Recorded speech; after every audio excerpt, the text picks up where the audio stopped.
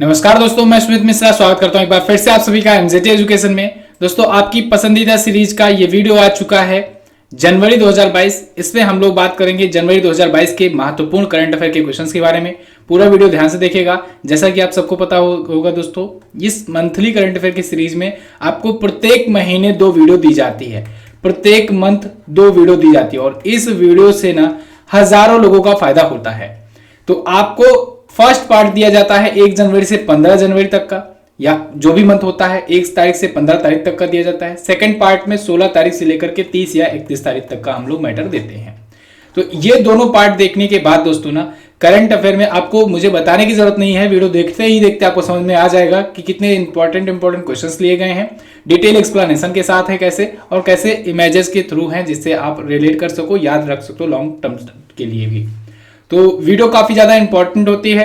Video को like और share कर दीजिएगा। ये सभी वीडियोस का प्लेलिस्ट का लिंक भी आपको डिस्क्रिप्शन में मिल जाएगा, या फिर आप एमजेटी ऐप पर गूगल प्ले स्टोर पर जाकर के एमजेटी ऐप पर ये सारी चीजें पा सकते हो आप फ्री में भी, पीडीएफ भी और क्विज भी इसकी।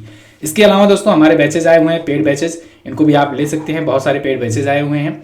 सुमित 33 कूपन कोड का यूज करेंगे आप तो 33% का डिस्काउंट अभी आपको मिल जाएगा।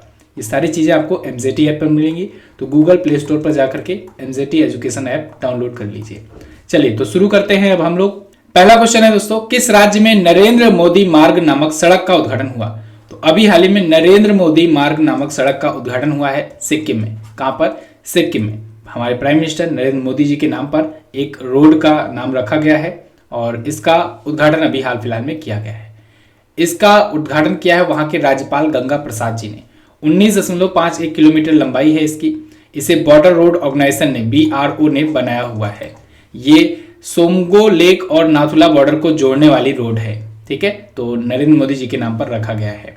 क्लियर है? अच्छा, ये एक वहीं पर नाथुला बॉर्डर से गंगटोक को जोड़ने वाली पुरानी रूट का नाम है, वो पंडित जवाहरलाल नेहरू जी के नाम पर है।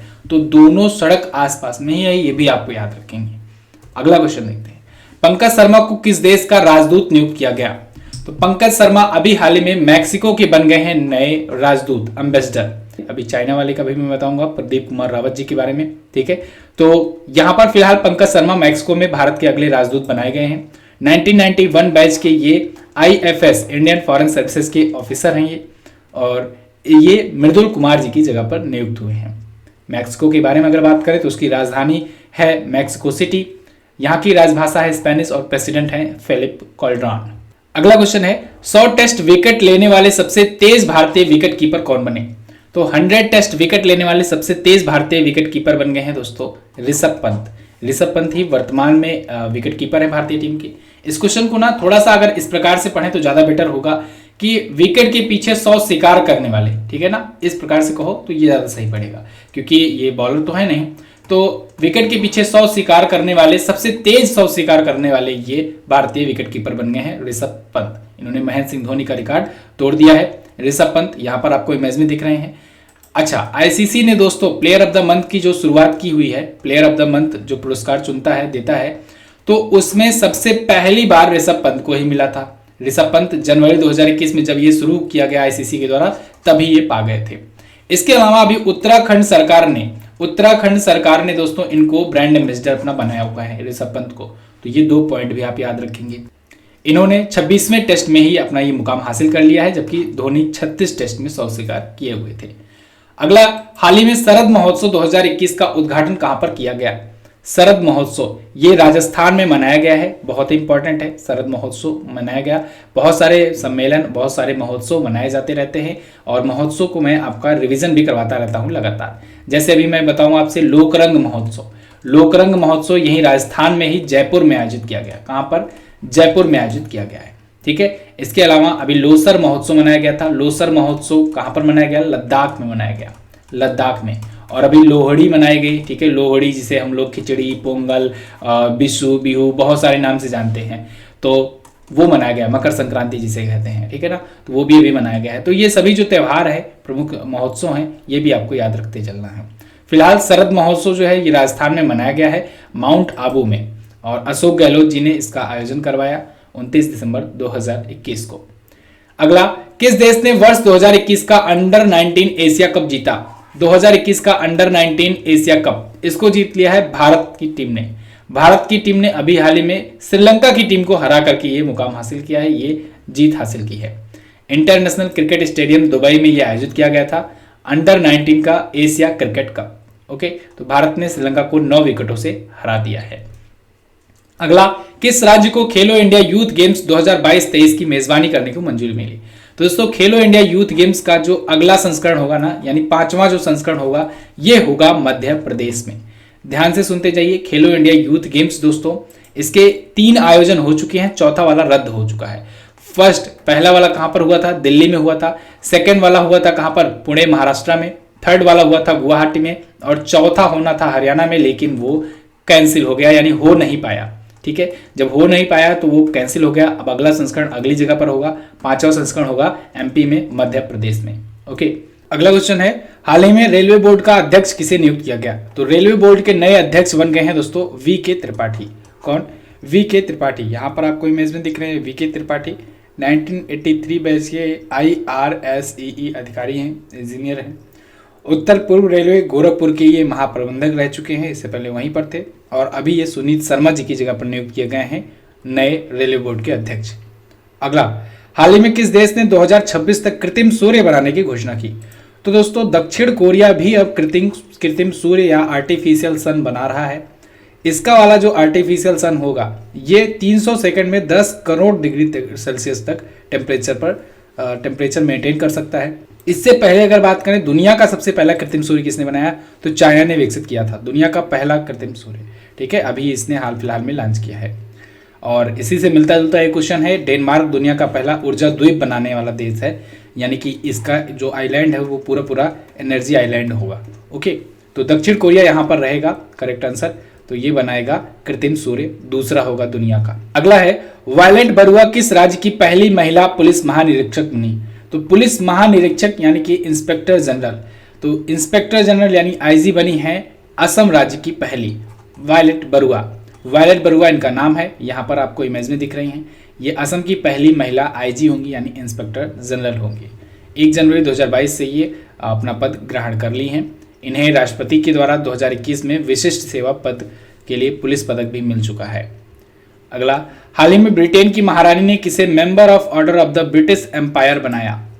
तो ब्रिटेन की महारानी एलिजाबेथ द्वितीय ने दोस्तों एम्मा रादुकानु को, एम्मा रादुकानु ये इंग्लैंड की टेनिस खिलाड़ी हैं, टेनिस स्टार हैं, और इनको member of the order of the British Empire बनाया है।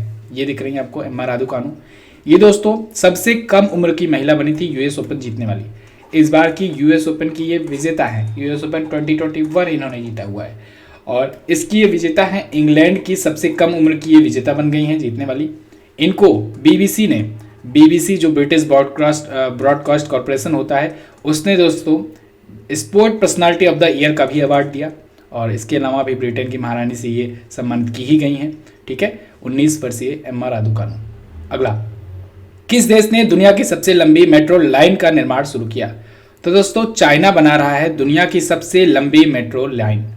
चाइना के संघाई शहर में ये होगा, संघाई में दुनिया की सबसे बड़ी मेट्रो नेटवर्क सिटी ये होगी, और अभी इसने 2 मेट्रो लाइनों को एक साथ मर्ज कर दिया है, एक प्रकार से कहें 2 मेट्रो नेटवर्क को मिला रहा है। टोटल 831 किलोमीटर लंबी ये मेट्रो नेटवर्क होगी, दुनिया में सबसे लंबी है। मेट्रो के बारे में अगर बात करें दोस्तों, दुनिया में सबसे पहले मेट्रो लंदन में शुरुआत हुई। भारत में ये शुरुआत हुई 1984 में कोलकाता मेट्रो के रूप में। इसके बाद दूसरी मेट्रो सेवा 2002 में शुरू हुई भारत में। अगला, कौन सा उच्च न्यायालय देश का पहला पेपरलेस उच्च न्यायालय बना? तो केरल हाई कोर्ट, केरल उच्च न्यायालय दोस्तों बन गया है देश का पहला paperless high court. Kerala high court ने अपने पूरे प्रोसेस को पेपरलेस कर दिया है, यानी पूरी की पूरी सुनवाई जो है, जो भी चीज़ें होगी, प्रकरण होगा, वो सब कुछ पेपरलेस होगा। ओके, भारत में टोटल हाई कोर्ट की संख्या है 25, और 25वां हाई कोर्ट है अमरावती हाई कोर्ट आंध्र प्रदेश का। अच्छा, एक क्वेश्चन इससे रिलेटेड बनता है कि अपनी हियरिंग को या अपनी सुनवाई को ऑनलाइन ले जाने वाला, लाइव ऑनलाइन करने वाला पहला हाई कोर्ट कौन बना? तो आप बताएंगे Gujarat high court. Gujarat high court ने लाइव स्ट्रीम किया था यूट्यूब पर। ठीक है ना। अगला, हाल ही में किसे मुंबई प्रेस क्लब द्वारा जर्नलिस्ट ऑफ द ईयर से सम्मानित किया गया? तो जर्नलिस्ट ऑफ द ईयर से सम्मानित किया गया दोस्तों दानिश सिद्दीकी को। दानिश सिद्दीकी वैद्य ये मारे जा चुके हैं, अफगानिस्तान में ये मारे गए थे तालिबानियों के द्वारा। ठीक है, पत्रकार थे। मुंबई प्रेस क्लब ने इन्हें जर्नलिस्ट ऑफ द ईयर से सम्मानित किया है मरणोपरांत। ये है दानिश सिद्दीकी। अगला क्वेश्चन है, हाल ही में विश्व ब्रेल दिवस कब मनाया गया? तो वर्ल्ड ब्रेल डे दोस्तों 4 जनवरी को मनाया जाता है। ये सबको पता हो गया होगा, बहुत इंपॉर्टेंट है, पूछा जाता है अक्सर एग्जाम में, इसी वजह से ये क्वेश्चन लिया गया है, वरना तो यहाँ पर सभी महत्वपूर्ण क्वेश्चन से ही लिए गए हैं और नॉर्मल क्वेश्चन नहीं इंक्लूड किए गए हैं, लेकिन ये क्वेश्चन बहुत ज़्यादा पूछा भी जाता है। तो वर्ल्ड ब्रेल डे दोस्तों 4 जनवरी को मनाया जाता है लुई ब्रेल की जयंती पर। इन्होंने ब्रेल लिपि की खोज की थी। ब्रेल लिपि वो होती है जो अंधे व्यक्ति होते हैं या जो दृष्टिबाधित होते हैं, उनको पढ़ने लिखने की जो कला होती है उसे ब्रेल लिपि कहते हैं, और उसके ये जनक थे लुई ब्रेल। तो इनकी जयंती के अवसर पर 4 जनवरी को प्रत्येक वर्ष मनाया जाता है। ओके, अगला, हाल ही में किस देश ने बेटर हेल्थ स्मोक फ्री अभियान शुरू किया? तो अभी हाल ही में यूके ने, यूनाइटेड किंगडम ने दोस्तों बेटर हेल्थ स्मोक फ्री अभियान, स्मोक फ्री कैंपेन शुरू किया है। ये इसलिए शुरू किया गया है जिससे हेल्थ के प्रति लोगों को अवेयर किया जा सके और स्मोकिंग को छोड़ा जा सके, स्मोकिंग का सेवन बंद किया जा सके, ये किया है। और न्यूजीलैंड ने भी अभी 2030 तक धूम्रपान से मुक्त होने का लक्ष्य भी अपना रखा है। अब ये सारे देश दोस्तों देखिए बेटर हेल्थ स्मोक फ्री बनाने के लिए लगे हुए हैं। वहीं एक देश है माल्टा। माल्टा ने भांग की खेती को मंजूरी दे दी है। भांग की खेती को मंजूरी देने वाला ये पहला देश बन गया है, ठीक है ना। पर्सनल यूज के लिए भांग आप वहाँ पर बो सकते हो, उगा सकते हो, ठीक है, लेकिन ज़्यादा नहीं। अगला, हाल ही में कहाँ पर राइट टू पी अभियान शुरू हुआ? तो राइट टू पी अभियान दोस्तों शुरू हुआ है नागपुर में। नागपुर पड़ता है महाराष्ट्र में। ओके, तो वहाँ पर राइट टू पी कैंपेन शुरू किया गया है, जिससे दोस्तों जो शौचालय होते हैं, जो सुलभ शौचालय होते हैं, सार्वजनिक शौचालय होते हैं, उनको स्वच्छ बनाया जा सके, ठीक है, और स्वच्छ और सुरक्षित रखा जा सके। अगला, ओएनजीसी की पहली महिला अध्यक्ष और प्रबंध निदेशक कौन बनी? तो ओएनजीसी की पहली महिला चेयरपर्सन और मैनेजिंग डायरेक्टर बन गई हैं दोस्तों अलका मित्तल। कौन? अलका मित्तल। ऑप्शन बी में आपको दिख रही है सोमा मंडल, ये है सेल की, steel authority of India limited की। अलका मित्तल अभी बनी है ओएनजीसी की। ओएनजीसी है oil and natural gas corporation, ठीक है, दोनों ही महारत्न कंपनी है और दोनों में ही अब पहली महिला अध्यक्ष नियुक्त की गई हैं। वैशाली हिवासे आपको दिख रहे हैं, ये बीआरओ में है दोस्तों, महिला कमांडेंट है, ये पहली महिला कमांडेंट नियुक्त की गई हैं। वायलेट बरुआ के बारे में मैंने आपको बताया, असम की ये पहली महिला आईजी बनी है। ओके, तो ये है अलका मित्तल, फिलहाल ओएनजीसी में नियुक्त हुई हैं। सुभाष कुमार जी की जगह पर नियुक्त हुई हैं। ओएनजीसी की स्थापना 1956 में हुई थी, नई दिल्ली में हेडक्वार्टर है। अगला, यहाँ पर देख लीजिए, ये एक महारत्न कंपनी है, इसके बारे में बताया हुआ है मैंने, ठीक है, महारत्न कंपनियों पर वीडियो भी दी हुई है। शादी की कानूनी उम्र बढ़ाने संबंधी विधेयक जांच के लिए किस समिति का गठन किया गया? तो दोस्तों इसके लिए सुष्मिता देव समिति का गठन किया गया है, शादी की कानूनी उम्र को बढ़ाने के संबंधित जांच करने के लिए। सुष्मिता देव समिति ये चेक करेगी, जो भी हाल फिलहाल में केंद्र सरकार ने फैसला लिया था, मैं आपको पिछले वीडियो में कवर भी कर चुका हूं, कि अब से महिलाओं की शादी, लड़कियों की शादी जो है 21 वर्ष के बाद होगी। पुरुषों की भी शादी 21 वर्ष के बाद होती थी, अब महिलाओं की भी शादी 18 वर्ष से बढ़ाकर के 21 वर्ष के बाद होगी। तो सुष्मिता देव समिति जो है ये इसलिए गठित की गई है कि देखा जाए कि ये बाल विवाह निषेध संशोधन विधेयक लाया गया है, ये कहाँ तक सही है, इसके लॉन्ग टर्म के फायदे क्या हैं, इसके अगर नुकसान हो सकते हैं नुकसान क्या है, या इसमें क्या सुधार किया जा सकता है। तो सुष्मिता देव जी ये अपनी कमेटी में एकमात्र महिला हैं, टीएमसी पार्टी से ये सांसद हैं। इस कमेटी में टोटल 31 सदस्य हैं। अगला, हाल ही में कहां पर लोसर महोत्सव मनाया गया? तो लोसर महोत्सव दोस्तों अभी लद्दाख में मनाया गया है। लद्दाख में ये तिब्बतीय नववर्ष के रूप में मनाया जाता है लोसर महोत्सव, ठीक है, लोसर फेस्टिवल बौद्ध धर्म का एक त्यौहार होता है, तिब्बतीय नववर्ष कहा जाता है। ओके, लोसर का मतलब ही होता है नया साल। और लद्दाख में कुछ और महोत्सव जो है, जैसे हेमिस महोत्सव, हेमिस तसेचू महोत्सव, ठीक है, फ्यांग पेट्सेड्यूप होगा या दोसमोचे महोत्सव हो गया, ये सभी तिब्बतीय भाषा में भी हैं। ओके, अगला, कौन सा राज्य 100% एलपीजी सक्षम और धुआं मुक्त राज्य बना? तो दोस्तों हिमाचल प्रदेश 100% धुआं मुक्त राज्य बन गया है और 100% एलपीजी सॉल्यूशन वाला, एलपीजी गैस वाला ये बन गया है राज्य हिमाचल प्रदेश। अभी आपको कुछ दिन पहले मैंने आपको बताया था कि 100% कोविड वैक्सीनेशन वाला भी पहला राज्य है हिमाचल प्रदेश ही, तो ये भी याद रखना है आपको। इसके अलावा प्रधानमंत्री उज्ज्वला योजना आपको याद रखना है, केंद्र सरकार की है प्रधानमंत्री उज्ज्वला योजना, और हिमाचल प्रदेश सरकार की है हिमाचल गृहिणी सुविधा योजना। दोनों के सहयोग से दोस्तों ये अचीवमेंट हासिल की गई है। उज्ज्वला योजना 1 मई 2016 से ही शुरू हुई थी बलिया से उत्तर प्रदेश से, लेकिन 2018 में हिमाचल गृहिणी योजना भी शुरू हुई और उस योजना ने इसकी हेल्प की और हिमाचल प्रदेश बन गया 100% एलपीजी कनेक्शन वाला और धुआं मुक्त होने वाला पहला राज्य। अगला क्वेश्चन है, हाल ही में रामनाथ गोयनका पुरस्कार से किसे सम्मानित किया गया? तो अभी हाल ही में जिसान ए लतीफ को सम्मानित किया गया है दोस्तों रामनाथ गोयनका पुरस्कार से। इनको फोटो पत्रकारिता की कैटेगरी में रामनाथ गोयनका पुरस्कार से सम्मानित किया गया है। CA NRC के टाइम पर इन्होंने द कारवा नाम की एक पत्रिका आती है, उसमें अपने फ़ोटोज़ वगैरह पब्लिश कराए हुए थे। ठीक है, तो उसी टाइम पर इनका जो फ़ोटो वगैरह हुआ काफ़ी ज़्यादा वायरल हुआ था, तो इस वजह से इनको सम्मानित किया गया है। CA NRC का जो प्रोटेस्ट चल रहा था ना, उसी टाइम पर इन्होंने फ़ोटोज़ वगैरह ली थी। NRC और CA का फुल फॉर्म पूछा जा सकता है आपसे, इसको नोट डाउन कर लीजिए। CA मतलब सिटीजनशिप अमेंडमेंट एक्ट और NRC का मतलब national register for of citizens. अगला, उड़ीसा का कौन सा जिला बाल विवाह मुक्त घोषित हुआ? तो उड़ीसा का गंजम जिला दोस्तों, गंजम जिला ये बाल विवाह मुक्त घोषित हो चुका है। अभी तक वहां पर हो रहा था ये कि 15 वर्ष की जो लड़कियां हुआ करती थी उनकी शादी करा दी जाती थी, लेकिन अब ये पूरी तरीके से बंद कर दिया गया है। तो उड़ीसा का गंजम जिला जो है वो खुद को बाल विवाह मुक्त जिला घोषित कर दिया है। ओके, अगला, G7 शिखर सम्मेलन 2022 की अध्यक्षता कौन सा देश करेगा?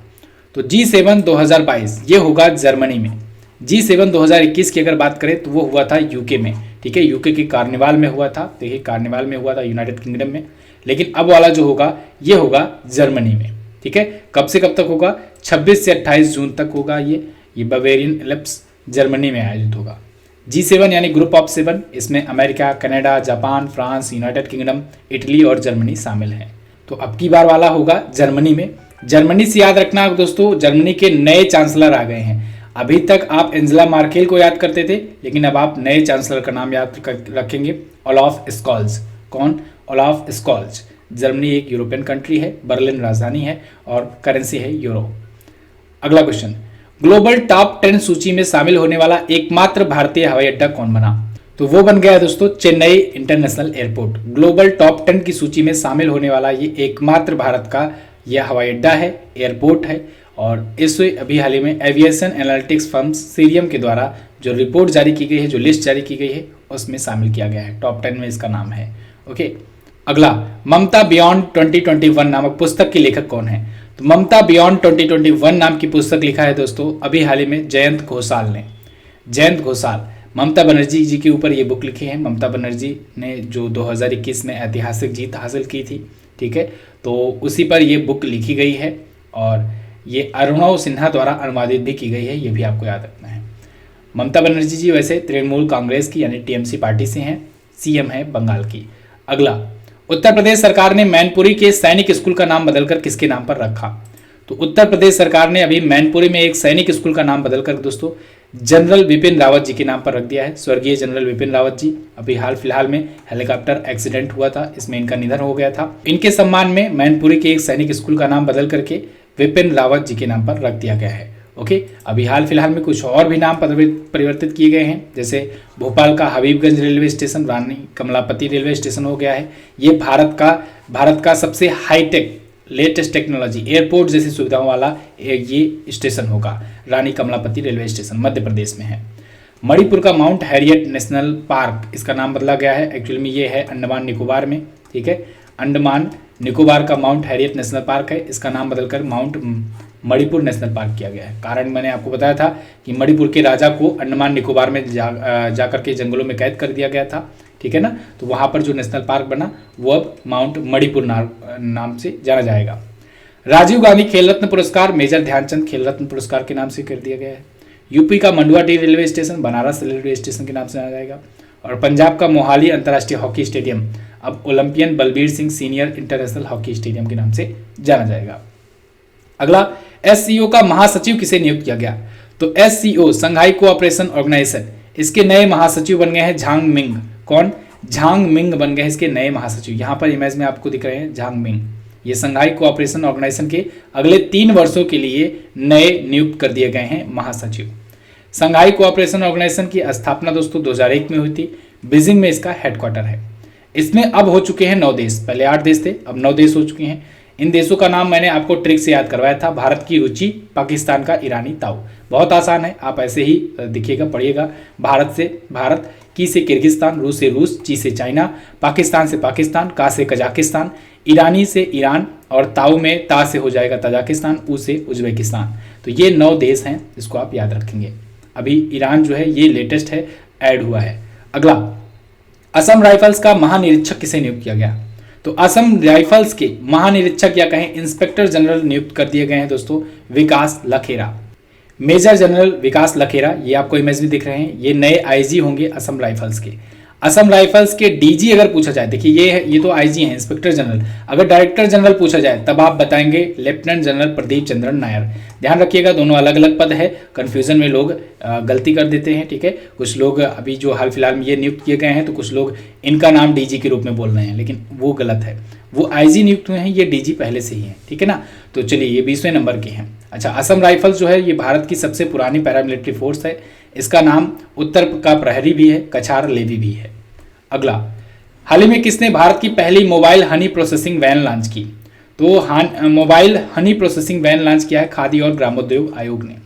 मोबाइल हनी प्रोसेसिंग लैब यानी कि एक ऐसी लैब होगी जो मोबाइल होगी, यानी चलती फिरती होगी, ठीक है। और इसमें हनी की प्रोसेसिंग की जाएगी, यानी जो मधुमक्खियों द्वारा निकलता है मधु, उसकी प्रोसेसिंग की जाएगी, ठीक है।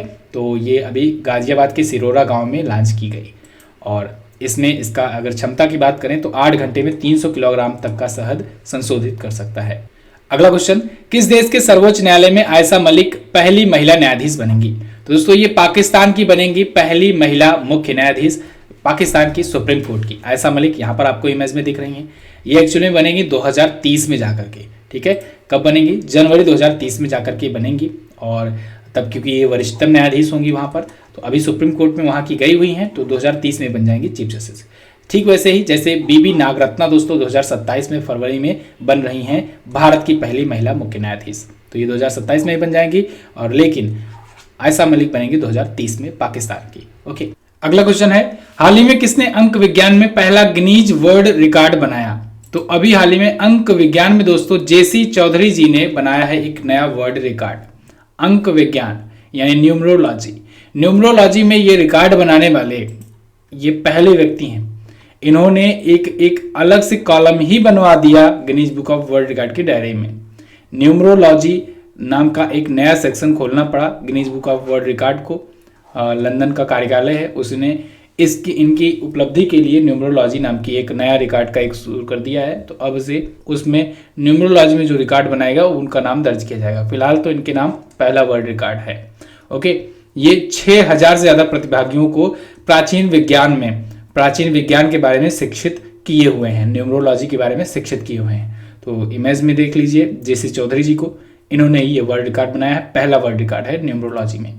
अगला क्वेश्चन, ओपेक का महासचिव किसे नियुक्त किया गया? तो ओपेक के महासचिव दोस्तों बन गए हैं हैथम अल घेस। कौन? हैथम अल घेस बन गए हैं। ऊपर आपको ऑप्शन में एंटोनियो गुटरेस दिख रहे हैं, ये यूनाइटेड नेशन ऑर्गेनाइजेशन के हैं। गाय राइडर दिख रहे हैं, ये हैं आईएलओ के वर्तमान में महानिदेशक। और यहाँ पर हैथम अल घेस दिख रहे हैं, ये ओपेक के नए महासचिव हैं। ये कुवैत के हैं, कुवैत के तेल कार्यकारी हैं और अभी इनको नियुक्त किया गया है ओपेक का नया महासचिव। किसकी जगह पर आए हैं? मोहम्मद बारकिंडो की जगह पर आए हैं। ओपेक होता क्या है? ओपेक दोस्तों एक ऑर्गेनाइजेशन है जो पेट्रोलियम को एक्सपोर्ट करते हैं वो देश, उन देशों का, यानी Organization of Petroleum Exporting Countries, इसका फुल फॉर्म भी यही होता है, Organization of the Petroleum Exporting Countries, यानी पेट्रोलियम का एक्सपोर्टेशन करने वाले देशों का संगठन। 1960 में बगदाद जो है दोस्तों ये इराक की राजधानी होती है। तो इराक की राजधानी बगदाद में इसका स्थापना किया गया था। इसका हेडक्वार्टर कहाँ पर है अभी वर्तमान में? वियना में है। और ऑस्ट्रिया जो है ये देखिए ये यूरोपियन कंट्री है और जो इराक है ये एशियन कंट्री है, दोनों में फर्क है। अगला, एलएलसी ने ऑल विमेन रेफरी टीम का राजदूत किसे नियुक्त किया? तो अभी हाल ही में एलएलसी ने दोस्तों झूलन गोस्वामी को, जो कि महान ये बॉलर रह चुके हैं महिला क्रिकेट खिलाड़ियों में, और भारत की महिला क्रिकेट खिलाड़ियों में महान क्रिकेटर थी, ये बॉलर थी, तो इनको नियुक्त किया है ऑल विमेन रेफरी टीम का एम्बेसडर। ओके, एलएलसी मतलब होता है लीजेंड्स क्रिकेट लीग। तो लीजेंड्स क्रिकेट लीग में ये एम्बेसडर का काम करेंगी, यानी इसको प्रमोट करने का काम करेंगी। ओके, इसमें क्या होता है, इसमें दुनिया भर की जो महिला एम्पायर हैं और मैच रेफरी हैं उनको एक साथ लाया जाता है। एक साथ लाने के लिए ये ऑफिशियल टीम है LLC द्वारा जो बनाई गई है। अगला क्वेश्चन आपके सामने है, विश्व हिंदी दिवस कब मनाया गया? जनवरी मंथ का मोस्ट इंपॉर्टेंट डे है दोस्तों विश्व हिंदी दिवस। 10 जनवरी को मनाया जाता है, याद रखिएगा 10 जनवरी को विश्व हिंदी दिवस और 14 सितंबर को मनाया जाता है राष्ट्रीय हिंदी दिवस। ठीक है, विश्व हिंदी दिवस क्यों मनाया गया? क्योंकि दोस्तों विश्व हिंदी दिवस इसलिए मनाया जाता है क्योंकि 1975 में 1975 में 10 जनवरी के ही दिन पहली बार विश्व हिंदी सम्मेलन हुआ था। कहां पर हुआ था? यह हुआ था नागपुर में, नागपुर महाराष्ट्र में पहला विश्व हिंदी सम्मेलन हुआ था। उस टाइम पर इंडिया की प्राइम मिनिस्टर कौन थी? इंदिरा गांधी जी थी। कौन थी? इंदिरा गांधी थी। लेकिन यह दिवस मनाया जाना कब से शुरू हुआ? तो यह दिवस दोस्तों 2006 से मनाया जाना शुरू हुआ और उस टाइम पर भारत के प्राइम मिनिस्टर कौन थे? मनमोहन सिंह जी थे। कौन थे? मनमोहन सिंह जी थे। तो उनके टाइम पर यह शुरुआत हुई है। ओके, अच्छा, विश्व हिंदी सम्मेलन हुआ करता है इसके लिए, जैसे मैंने आपको बताया पहला विश्व हिंदी सम्मेलन हुआ था 1975 में। तो ऐसे ऐसे टोटल अभी 12 विश्व हिंदी सम्मेलन हो चुके हैं, लेकिन इनमें से 4 जो है ना वो भारत में हो चुके हैं। ठीक है, 4 विश्व हिंदी सम्मेलन भारत में हुए हैं, बाकी 12 टोटल हो चुके हैं। हिंदी जो है ये तीसरी सबसे बड़ी बोली जाने वाली भाषा है। ठीक है, कभी कभी चौथे पहुंच जाती है, कभी कभी तीसरे पर। अगला, हाल ही में किस देश ने बाल विवाह पर प्रतिबंध लगाया? तो अभी हाल ही में फिलीपींस ने दोस्तों पूरी तरीके से अपने देश में बाल विवाह पर प्रतिबंध लगा दिया है। अभी आपको याद हो, इसी वीडियो में मैंने आपको बताया कि ओडिशा का एक जिला है गंजम जिला, गंजम जिले ने भी पूरी तरीके से अपने बाल विवाह मुक्त घोषित किया है अपने आप को। ठीक है, फिलहाल यहां पर बाल विवाह प्रतिबंधित किया गया है फिलीपींस के द्वारा। फिलीपींस की सरकार ने इसके लिए एक एक्ट लाया हुआ है और ये एक्ट सक्सेसफुली अब वहां पर लागू कर दिया गया है और अब से वहां पर बाल विवाह पूरी तरीके से बैन हो गया है। ठीक है, प्रत्येक 6 लड़की में से एक लड़की जो होती थी अब तक 18 वर्ष से कम उम्र में शादी कर लिया करती थी, वहां पर करना पड़ जाता था। लेकिन अब वहां पर बाल विवाह निषेध होगा। ठीक है, अवैध होगा। फिलीपींस से याद आया दोस्तों, फिलीपींस को ही तो दोस्तों ब्रह्मोस मिसाइल भारत बेच रहा है। ब्रह्मोस मिसाइल, ठीक है, ब्रह्मोस मिसाइल और बहुत ही ताकतवर मिसाइल है इंडिया की।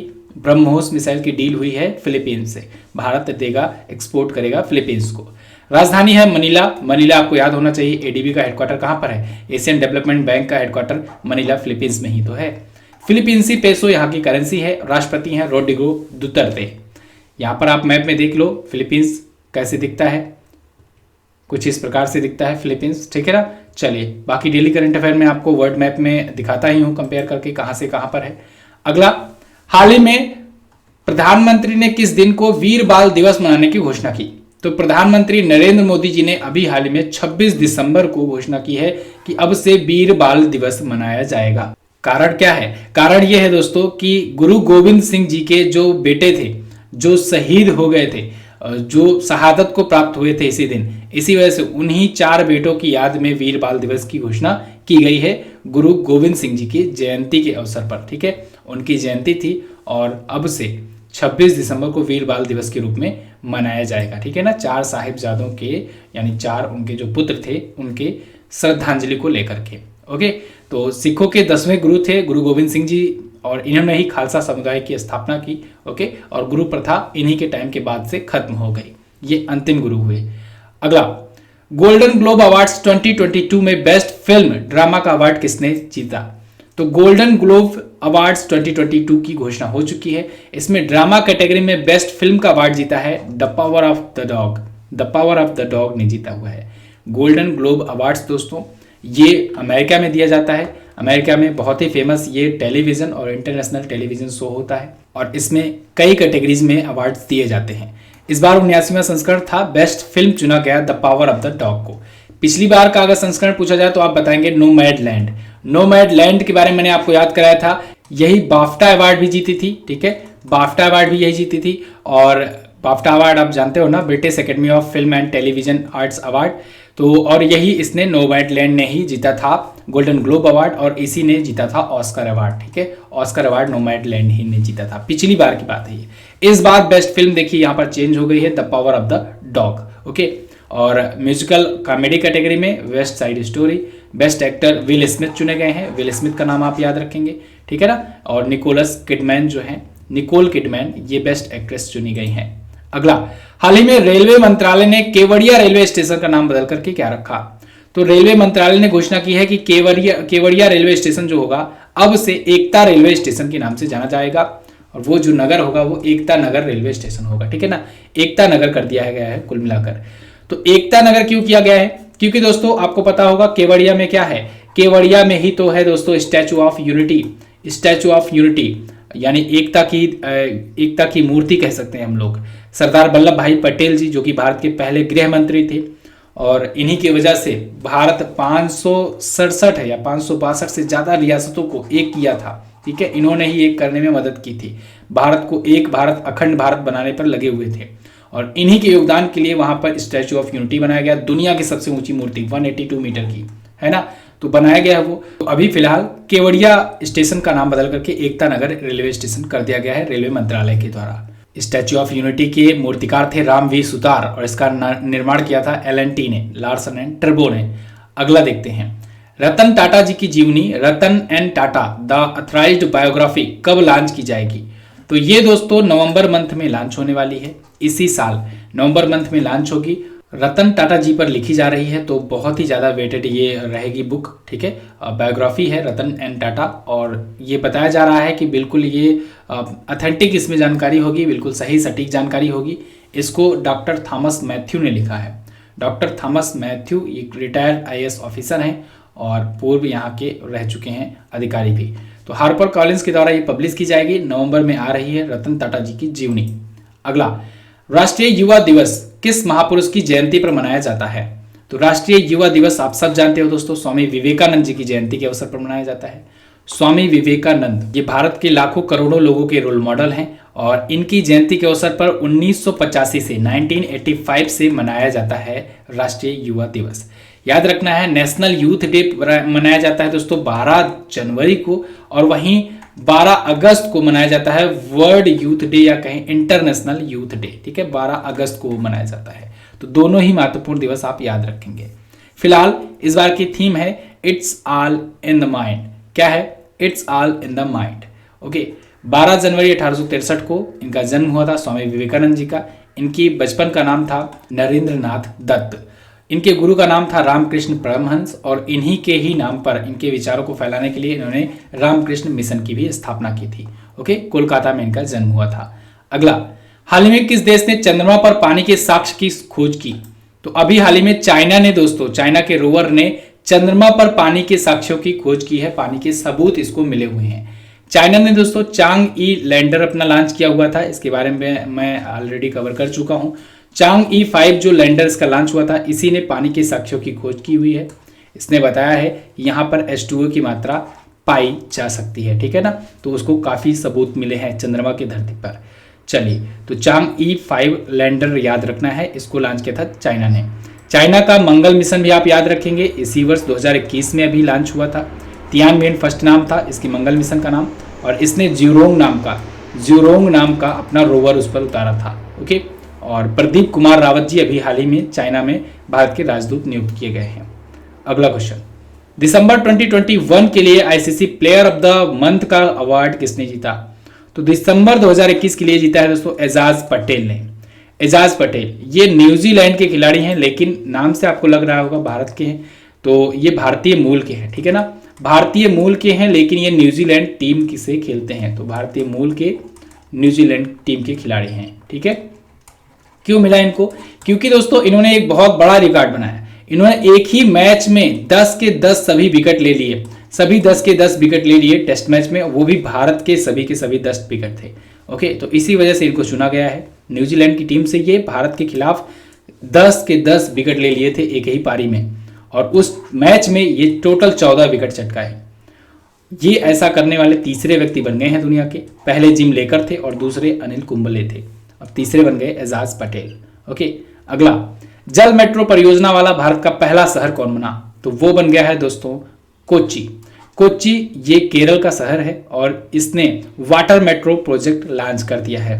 वाटर मेट्रो, जैसे आप मेट्रो सुनते हो ना, मेट्रो जैसे चलती है, वैसे ही अब वाटर में चलेगी मेट्रो, ठीक है। तो वाटर मेट्रो, इंडिया की पहली ये वाटर मेट्रो कोच्चि में लॉन्च की गई है, पानी में चलेगा। 23 अभी हाल ही में लॉन्च की गई है, और 23 को लॉन्च करने में 747 करोड़ रुपए के खर्च आए हुए हैं। ओके, और इसका नाम रखा गया है मुजिरिस। नाम क्या है, याद रखना है, मुजिरिस। क्या, Muziris. Okay, Kochi metro rail परियोजना है ये। अगला, हाल ही में किसे आईएमएफ के अगले मुख्य अर्थशास्त्री के रूप में नियुक्त किया गया? तो आईएमएफ यानी इंटरनेशनल मॉनेटरी फंड के अगले चीफ इकोनॉमिस्ट दोस्तों नियुक्त किए गए हैं पियरे ओलिवियर गोरेस्चस।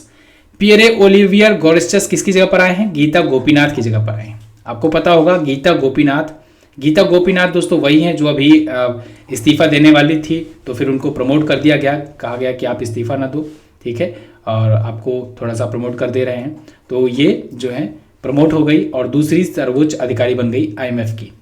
पहले स्थान पर कौन है? पहले स्थान पर अभी भी क्रिस्टलिना जॉर्जिवा, वो सबसे बड़ी अधिकारी हैं यानी अध्यक्ष हैं।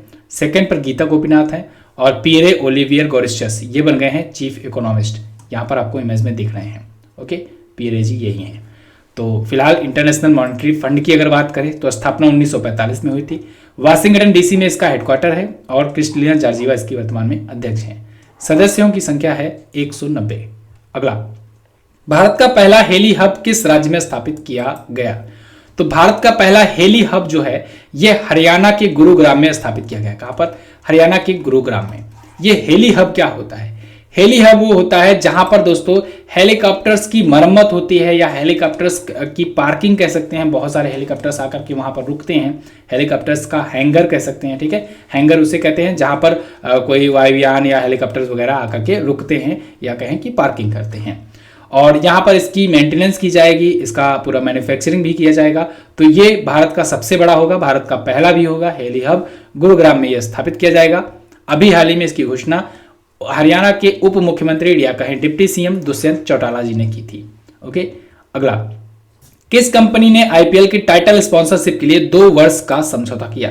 तो दोस्तों टाटा ग्रुप ने आईपीएल की टाइटल स्पॉन्सरशिप के लिए 2 वर्षों का समझौता कर लिया है बीसीसीआई से। अब बीसीसीआई से ये डील हो गई है, यानी वीवो को टाटा ने रिप्लेस कर दिया है और इसी बार से रिप्लेस कर दिया है वीवो को। वीवो दे रही थी 439 करोड़, लेकिन टाटा जो है वहीं पर 335 करोड़ दे करके ही मना ली है बीसीसीआई को, ठीक है, बीसीसीआई के सचिव जय शाह को और अमित शाह के बेटे जय शाह और बीसीसीआई के अध्यक्ष सौरभ गांगुली को। तो 335 करोड़ के आसपास में टाटा की ये डील हो गई है। टाटा से अब टाइटल स्पॉन्सरशिप बन जाने से अब आप कहोगे टाटा आईपीएल। क्या बोलोगे? टाटा आईपीएल 2022। ओके, तो इस बार यही बोलने वाले हो आप। IPL Indian Premier League T20 format में होता है। अब तक तो 8 टीमें खेला करती थी, अब 2 नई टीमें जुड़ गई हैं। दोनों नई टीमों का नाम आप याद रखेंगे, एक तो है लखनऊ, दूसरा है अहमदाबाद, ठीक है, अहमदाबाद। सबसे ज्यादा मोस्ट सक्सेसफुल टीम है दोस्तों मुंबई इंडियंस। रोहित शर्मा की कप्तानी में 5 बार आईपीएल जीती है। सेकंड मोस्ट सक्सेसफुल टीम है सीएसके, चेन्नई सुपर किंग, और महेंद्र सिंह धोनी की कप्तानी में इसने 4 बार जीता हुआ है आईपीएल। ओके, चलिए, आईपीएल पर मैंने आपको वीडियो दी हुई है तो आप जाकर के देख सकते हैं और ज़्यादा डिटेल जानकारी के साथ। हेनले पासपोर्ट इंडेक्स 2022 में भारत किस स्थान पर है? तो हेनले पासपोर्ट 2022 लॉन्च किया गया, नया इसका अभी इंडेक्स लॉन्च किया गया। इसमें भारत आ चुका है 83वें स्थान पर, यानी 7 पायदान की ग्रोथ हुई है या सुधार आया है कह सकते हैं। इससे पहले 90वें स्थान पर था, अब 90 से 83वें पर आ गया है। देखिए, अब आपको बार बार लगता होगा कि बार बार हेनले कैसे निकालता है। तो हेनले एक्चुअली में दोस्तों 3-3 महीने के गैप पर निकालता है, यानी प्रत्येक तिमाही पर अपना जारी करता है। तो 4 बार ये साल भर में जारी करता है। तो जो अभी अक्टूबर वाला यानी लास्ट वाली तिमाही का जारी हुआ था उसमें 90 थी रैंक, और अभी जो जारी हुआ है इसमें 83 आ गई है रैंक। और 83 इसलिए आई है क्योंकि 2 देश और जुड़ गए हैं, वीजा फ्री एक्सेस कर दिए हैं भारत के लिए, ठीक है। मैं पूरा प्रकरण आपको समझाता हूं, टेंशन मत लीजिए। एक्चुअली में हेनले जो पासपोर्ट इंडेक्स निकालती है ना, इसका निकालने का मकसद ये होता है कि इसके द्वारा ये बताया जाता है कि कौन से देश का पासपोर्ट जो है वो कितना ज्यादा पावरफुल है। पावरफुल मतलब कि उसका देश का अगर आपके पास पासपोर्ट है तो आप उस देश का पासपोर्ट लेकर के कितने देशों में बिना वीजा की जरूरत के जा सकते हो।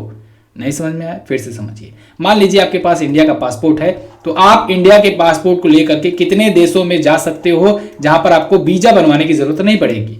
यही है सिंपली पासपोर्ट की पावरफुल का रैंकिंग, ठीक है। तो इसमें दोस्तों टॉप पर है जापान और सिंगापुर। जापान और सिंगापुर ये टॉप पर है। ये दोनों का अगर पासपोर्ट आपके पास है, इनमें से किसी का भी, तो आप 192 देशों में जा सकते हो, घूम टहल के चले आ सकते हो, आपको वीजा बनवाने की जरूरत नहीं पड़ेगी। भारत के पास जो पासपोर्ट है, भारत का पासपोर्ट है, वो 60 वीजा फ्री एक्सेस देता है 60 देशों का। तो 60 देशों में आप जा सकते हो। पहले 58 था, इसलिए 90 रैंक थी, ठीक है, और अब 60 हो गया है। 2 देश और जुड़े हैं, कौन कौन जुड़े हैं ये पूछा जा सकता है, तो ओमान और आर्मेनिया जुड़े हैं। क्लियर। अफगानिस्तान का पासपोर्ट अगर आपके पास है तो आप 6 देश में जा सकते हो और कहीं नहीं जा सकते बिना वीजा बनवाए। अगला, वर्ल्ड बैंक के अनुसार 2022 में भारत की जीडीपी ग्रोथ रेट कितनी होने वाली है? तो वर्ल्ड बैंक ने दोस्तों अपना प्रेडिक्शन जारी किया है इंडिया की जीडीपी ग्रोथ रेट को लेकर के, और इसने बताया है 8.3% इनके हिसाब से हो सकती है भारत की जीडीपी की ग्रोथ रेट। जीडीपी होता क्या है इसको समझिए। जीडीपी यानी ग्रॉस डोमेस्टिक प्रोडक्ट, ठीक है। अगर आपको लग रहा होगा मैं ज़्यादा तेजी से पढ़ा रहा हूँ तो फिर आप वीडियो को थोड़ा सा स्लो कर लीजिएगा। कारण ये है कि वीडियो बहुत लंबी हो जाती है, तो इसी वजह से मैं थोड़ा खींचने का प्रयास कर रहा हूँ और समझा करके प्रयास कर रहा हूँ, ठीक है। आई होप आप इसको समझेंगे। अगर जिनको लग रहा है कि फास्ट चल रहा हूँ तो वो थोड़ा सा स्पीड स्लो कर ले, ठीक है ना। जीडीपी के बारे में समझिए। जीडीपी यानी ग्रॉस डोमेस्टिक प्रोडक्ट, इसका मतलब ये होता है कि किसी देश की सीमा के भीतर, यानी कोई भी देश है उसकी बॉर्डर के अंदर अंदर जो भी प्रोडक्शन होता है एक फाइनेंशियल ईयर में, ठीक है, जो भी सेवाओं का और उत्पादों का उत्पाद होता है एक फाइनेंशियल ईयर में, तो उसे कहते हैं जीडीपी, ग्रॉस डोमेस्टिक प्रोडक्ट, ठीक है। अब वो प्रतिवर्ष दर से कितने दर से वो बढ़ रही है, कितने दर से घट रही है, ये लोग अनुमान लगाते हैं। कौन सी एजेंसियां? वर्ल्ड बैंक हुआ, यूनाइटेड नेशन ऑर्गेनाइजेशन हुआ, फिच रेटिंग हुआ, केयर रेटिंग हुआ, आईएमएफ हुआ, ये सभी, ठीक है, मूडीज हुआ। लेकिन एग्जैक्ट डाटा कौन बताता है? ये सभी तो अनुमान बताती है, एग्जैक्ट डाटा बताता है दोस्तों भारत का सीएसओ। याद रखना है, बहुत इंपॉर्टेंट है। भारतीय राष्ट्रीय आय की गणना कौन करता है? सीएसओ, सेंट्रल स्टैटिस्टिक ऑफिस, ठीक है, केंद्रीय सांख्यिकी संगठन के द्वारा, ऑफिस के द्वारा या कार्यालय के द्वारा। ओके, तो रियल डाटा यही जारी करेगा, और या तो आरबीआई कभी कभी बता देगा, और बाकी चीजें जो है ये लोग प्रेडिक्शन ही जारी करते हैं जीडीपी ग्रोथ रेट का। तो फिलहाल वर्ल्ड बैंक ने क्या बताया है? 8.3% बताया है, और वहीं यूनाइटेड नेशन ऑर्गेनाइजेशन ने अभी बताया है 6.1% आसपास में बताया है इसके, ठीक है। तो दोनों का आप याद रखेंगे। वर्ल्ड बैंक की स्थापना 1945 में हुई थी, वाशिंगटन डीसी में इसका हेडक्वार्टर है। डेविड मलपास इसके अध्यक्ष हैं। अगला, एसबीआई की पहली महिला अध्यक्ष की आत्मकथा का क्या नाम है? एसबीआई की पहली महिला अध्यक्ष थी दोस्तों अरुंधति भट्टाचार्य जी, और ये इन्होंने अभी अपनी आत्मकथा लिखी है, ऑटोबायोग्राफी लिखी है। ऑटोबायोग्राफी खुद से लिखी जाती है, ठीक है, बायोग्राफी कोई दूसरा लिखता है। बायोग्राफी यानी जीवनी, और आत्मकथा यानी अपनी कथा तो खुद लिखता है आदमी। तो इन्होंने लिखा है इंडोमिटेबल नाम की, अरुंधति भट्टाचार्य यहाँ पर आपको इमेज में दिख रही हैं। ये दोस्तों एसबीआई की पूर्व अध्यक्ष रह चुकी हैं, और ये जब अध्यक्ष थी तो ये पहली महिला अध्यक्ष थी। अभी वर्तमान में कहाँ पर है? अभी वर्तमान में सेल्स फोर्स इंडिया की ये अध्यक्ष और सीईओ हैं, चेयरपर्सन और चीफ एग्जीक्यूटिव ऑफिसर हैं। तो इन्होंने ये पुस्तक लिखी है। अगला, ग्लोबल प्राइवेट बैंकिंग अवार्ड्स 2021 में सर्वश्रेष्ठ निजी बैंक के रूप में किसे नामित किया गया? तो सबसे अच्छा, सबसे बेस्ट निजी बैंक या प्राइवेट बैंक बन गया है एक बार फिर से एचडीएफसी बैंक, यही रहता है टॉप पर, ठीक है। एसबीआई जो है गवर्नमेंट में ये सबसे बड़े बैंक है, और एचडीएफसी जो है ये प्राइवेट सेक्टर में सबसे बड़ी बैंक है, और सबसे बेस्ट बैंकों की लिस्ट में ये हमेशा टॉप पर रहती है। ग्लोबल प्राइवेट बैंकिंग अवार्ड्स में अभी इसे ये अवार्ड मिला है एचडीएफसी बैंक को। एचडीएफसी बैंक के बारे में अगर बात करें दोस्तों तो इसकी स्थापना हुई थी 1994 में। मुंबई में ये हेडक्वार्टर्ड है, और एमडी और सीईओ हैं शशिधर जगदीशन। अगला, पिग हार्ट ट्रांसप्लांट प्राप्त करने वाले दुनिया के पहले मानव कौन बने? तो वो बन गए हैं डेविड बेनेट।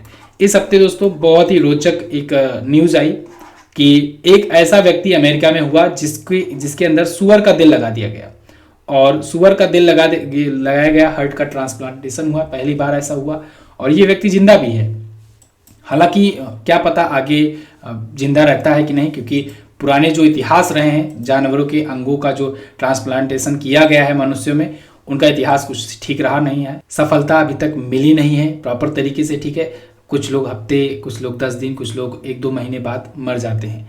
इनका देखना है क्या होता है। डेविड बेनेट फिलहाल 57 वर्ष के हैं, ठीक है। अच्छा, एक बात और याद रखना, यहाँ से पूछा जा सकता है, ये एक नया टर्म मिला हुआ है जेनो ट्रांसप्लांटेशन का, ठीक है। जेनो ट्रांसप्लांटेशन क्या है? ये दोस्तों एक ऐसी प्रक्रिया होती है जिसमें जानवरों के, एनिमल्स के ऑर्गन्स को मनुष्य में लगाया जाता है, ठीक है। जो आदमी होते हैं उनके ऑर्गन्स में लगाया जाता है। तो जानवरों के अंगों को मनुष्य में लगाना जेनो ट्रांसप्लांटेशन कहलाता है, इसको आप याद रखेंगे। अगला क्वेश्चन, हाल ही में किस राज्य में कचाई लेमन फेस्टिवल शुरू हुआ? कचाई लेमन फेस्टिवल, तो ये दोस्तों अभी हाल ही में मणिपुर में मनाया गया। मणिपुर का कचाई लेमन फेस्टिवल, लेमन मतलब होता है नींबू, और कचाइल नींबू यहाँ का एक फेमस नींबू होता है और उसको प्रमोट करने के लिए ये लोग महोत्सव मनाते हैं। जैसे वहाँ पर संतरा बहुत फेमस होता है, संतरा के लिए भी महोत्सव ये लोग मनाते हैं। मणिपुर के महोत्सव की अगर बात करें, बहुत सारे महोत्सव हैं, जैसे संगाई महोत्सव है, सिरोही लिली महोत्सव है, संतरा महोत्सव है और नाता संकीर्तन महोत्सव भी है। ठीक है ना, 3 सा से मैंने आपको याद कराया था, जब भी मणिपुर आए तो 3 सा आप लिख लीजिएगा, तीनों सा आपको पता होना चाहिए, संगाई, सिरोही लिली और संतरा। ओके, अगला देखते हैं। हाल ही में किसने गगनयान रॉकेट के लिए क्रायोजेनिक इंजन का सफलता परीक्षण किया? तो अभी हाल ही में गगनयान रॉकेट के लिए क्रायोजेनिक इंजन का सफल परीक्षण किया है इसरो ने। इसरो का ही मिशन है गगनयान। मिशन गगनयान के तहत दोस्तों इसरो जो है ये मानव को अंतरिक्ष में भेजने जा रहा है और इसके लिए ये लगातार अपने परीक्षण कर रहा है। क्रायोजेनिक इंजन का अभी हाल फिलहाल में इसने परीक्षण किया हुआ है और ऐसा नहीं है कि फाइनल परीक्षण था, कुछ और भी परीक्षण अभी आगे किए जाएंगे। स्टेप बाय स्टेप परीक्षण हो रहे हैं, लगातार हो रहे हैं। तो इसने अभी हाल ही में इसरो प्रपल्सन कॉम्प्लेक्स यानी IPRC महेंद्रगिरी तमिलनाडु में ये किया हुआ है। 720 सेकंड की अवधि के लिए ये किया गया था गगनयान कार्यक्रम के लिए क्रायोजेनिक इंजन की टेस्टिंग। ओके, तो मिशन गगनयान आप याद रखेंगे, आने वाले टाइम में बहुत इंपॉर्टेंट है। अच्छा, इसी बीच दोस्तों इसरो के नए अध्यक्ष आ गए हैं। इसरो के नए अध्यक्ष S सोमनाथ जी बने हैं, इनका नाम आप याद रखेंगे, बहुत इंपॉर्टेंट है। इसरो की स्थापना 15 अगस्त 1945 को हुई, बेंगलुरु में इसका हेडक्वार्टर है। S सोमनाथ जी जरूर पूछे जाएंगे और आपसे हमेशा चर्चे में रहेंगे, तो यहाँ पर एक लाइन तो हमेशा फिक्स रहेगी ही आपको। इसरो जब भी आएगा तो मैं आपको बताऊंगा ही। तो S सोमनाथ के सिवन जी की जगह पर आए हुए हैं इसरो के नए अध्यक्ष बन करके। ओके, आपसे मेरा क्वेश्चन है एक, आप बताइए भारत ने मंगल मिशन कब किया था? मंगल मिशन भारत ने कब किया था और बाकी देशों के अभी जो भी हाल फिलहाल के मंगल मिशन है आप उनके बारे में लिख सकते हैं। तो this is the end of the video दोस्तों। आपको कैसी लगी ये वीडियो आप कमेंट करके हमें जरूर बताएंगे। MZT ऐप पर इसकी PDF और क्विज मिल जाएगी, तो आप PDF और क्विज भी डाउनलोड कर सकते हो, प्राप्त कर सकते हो बिल्कुल फ्री ऑफ कॉस्ट। आप हमारे पेड ई बुक्स लेना चाहते हो, पेड ई बुक्स ले सकते हो। वीडियो कोर्सेज सेक्शन में जाकर के आप हमारे वीडियो कोर्सेज ले सकते हो, बहुत सारे वीडियो कोर्सेज आए हुए हैं। टेलीग्राम ग्रुप को आप ज्वाइन कर लो, क्योंकि टेलीग्राम पर आपको इन्फॉर्मेशन मिलती रहती है, नोटिफिकेशन वगैरह मिलता रहता है, जो भी चीज़ें नई आती रहती हैं यहीं पर भेजा जाता रहता है। ठीक है, और सामान्य ज्ञान का बैच आया हुआ है, इसको मैं जरूर रिकमेंड करना चाहूँगा। देखिए पूरी वीडियो में कोई प्रमोशन नहीं किया गया है, तो आप इसको ध्यान से सुनो।